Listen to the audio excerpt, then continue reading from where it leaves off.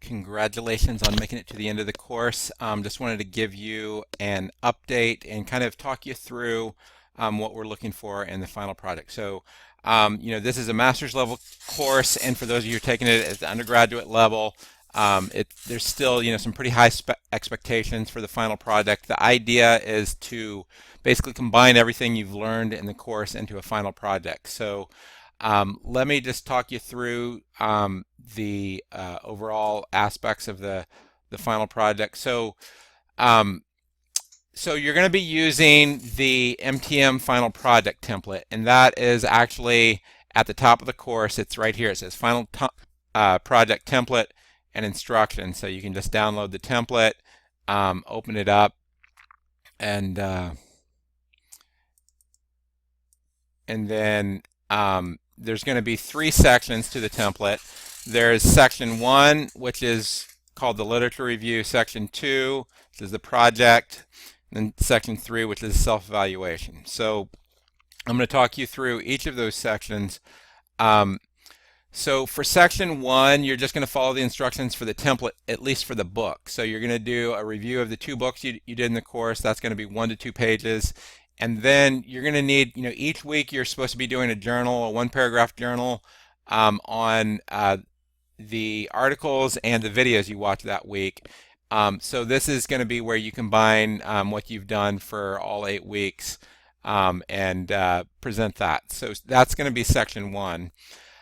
Then in section 2, you're going to go through, and there's going to be several parts. The first part of section 2 is where you're just going to write a biography of your own journey through technology-related life balance and addiction recovery. So,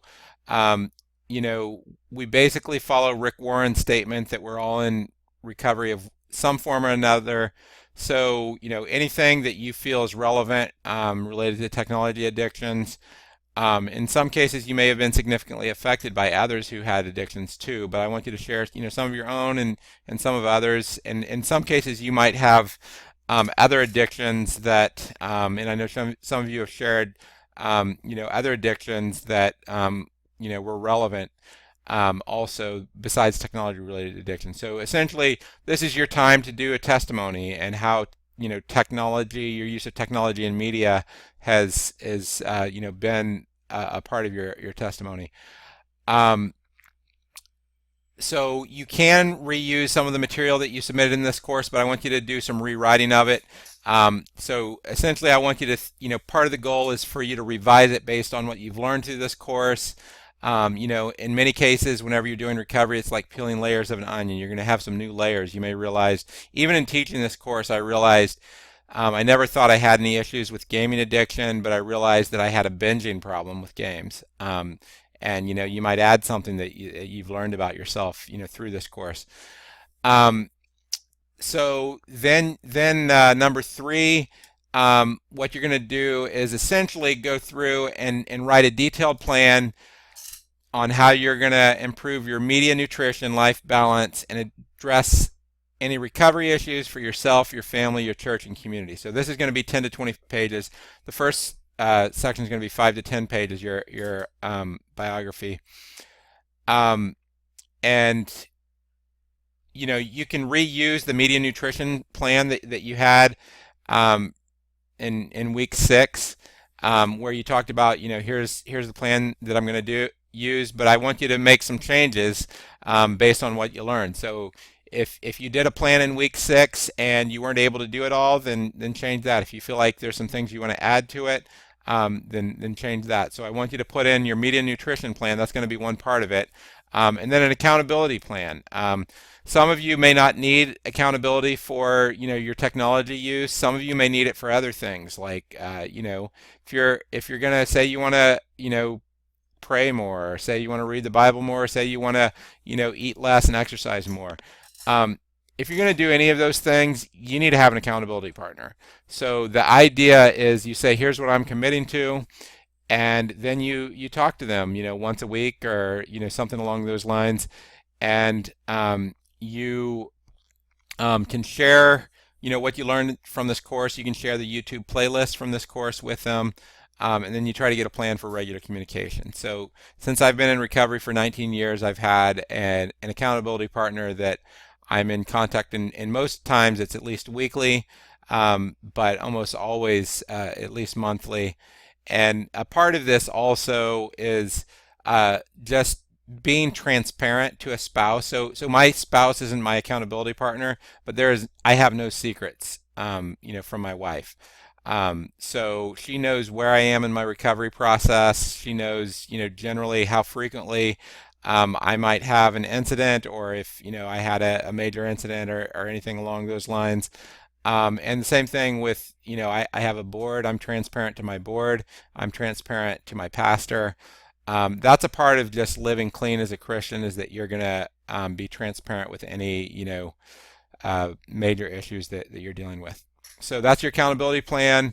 Recovery life balance plan. Some of it might be, saying that you're going to go to counseling or recovery groups. Some of you are already going to those. So, plans to reduce pressure and triggers for addiction. How do you improve physical health, emotional health, relational support, reduce stress? Plans for technical tools such as Covenant Eyes. Basically, all the things you've learned, I want you to turn all that into a plan for yourself. So you start off with yourself. And for some of you, you may, say this recovery stuff isn't big, but you know what? I have some other areas in my life that I need to get together, and that might be the focus of it. So that you want to focus on your physical health, or things to reduce stress. So that's the first part. The second part is, if you have family, you can look at some of the examples of child and teenager pledges. So in the book, in the appendix, the digital invasion, and I think it's appendix. Appendix C is the teenagers pledge. Appendix B is the children's pledge. What I want you to do, and then Appendix D is a stewardship contract. If you have kids, then I would encourage you to write your own. Here's what our rules are. Here's what the pledge is, and once they get age, old enough. I have a 4-year-old and 6-year-old. It's not, really, these pledges are going to be above them, but I do have boundaries with them. So I've made a rule. They have different types of games that they can play. Only educational games most of the time, and then other games sometimes. So, what are you going to be your rules for your family? And then the last part is going to be a plan, not just how you could help your family, but how you could help others.